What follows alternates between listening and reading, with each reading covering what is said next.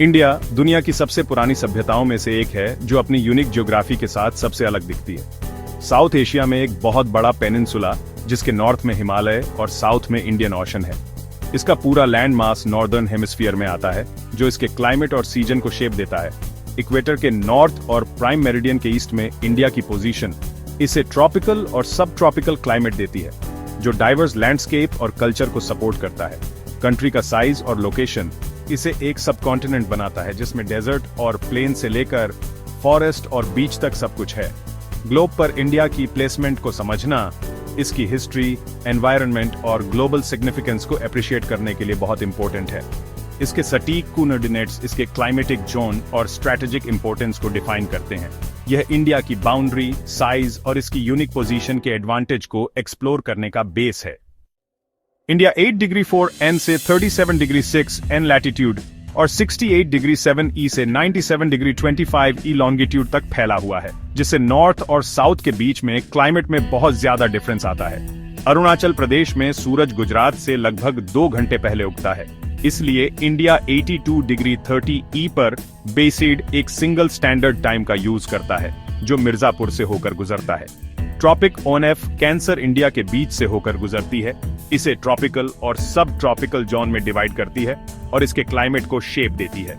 India का land area लगभग 3.28 million square kilometre है, जो इसे दुनिया का 7वां सबसे बड़ा देश बनाता है। इसकी लैंड बाउंड्री 15,200 किलोमीटर से ज्यादा लंबी है, जबकि इसकी कोस्ट लाइन आइलैंड सहित 7,500 किलोमीटर से ज्यादा है। इस बहुत बड़े लैंड मास और लंबी कोस्ट लाइन ने नेचुरल रिसोर्सेज दिए हैं और इंडिया की हिस्ट्री और इकोनॉमी को शेप दिया है। कंट्री की ज्योग्राफी इसके एग्रीकल्चर और इकोनॉमिक डेवलपमेंट के लिए बहुत इंपॉर्टेंट है। इंडिया की फिजिकल डाइवर्सिटी की बराबरी सिर्फ इसकी कल्चरल रिचनेस ही कर सकती है। साउथ एशिया में इंडिया की स्ट्रैटेजिक लोकेशन का मतलब है कि यह पाकिस्तान, अफगानिस्तान, चाइना, नेपाल, भूटान, म्यांमार और बांग्लादेश के साथ बॉर्डर शेयर करता है। हिमालय नॉर्थ में एक नेचुरल बैरियर बनाते हैं, जबकि इंडियन ओशन साउथ को घेरे हुए है जो इंडिया को श्रीलंका और मालदीव्स से जोड़ता है।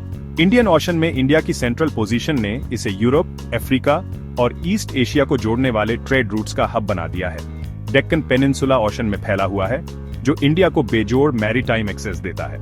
इसकी लंबी कोस्टलाइन ने हजारों सालों से ट्रेड को बढ़ावा दिया है, जिसमें बड़े पोर्ट्स इंडिया को ग्लोबल मार्केट से जोड़ते हैं।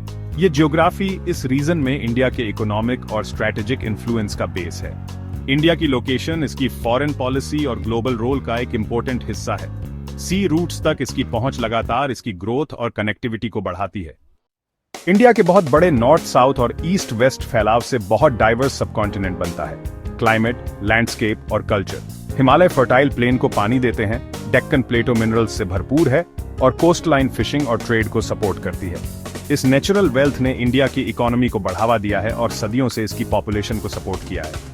इंडिया की लोकेशन ने इसे आइडिया, ट्रेड और कल्चरल एक्सचेंज का सेंटर बना दिया है, जिससे यह दुनिया को इन्फ्लुएंस करता है और उससे इन्फ्लुएंस होता है। इसकी ज्योग्राफी इसकी आइडेंटिटी का बेस है जो इसकी हिस्ट्री और फ्यूचर को शेप देती है। इंडिया का साइज और स्ट्रैटेजिक पोजीशन इसे वर्ल्ड स्टेज पर एक इंपॉर्टेंट प्लेयर बनाते हैं। इसकी ज्योग्राफी को समझना इंडिया को समझने के लिए बहुत इंपॉर्टेंट है।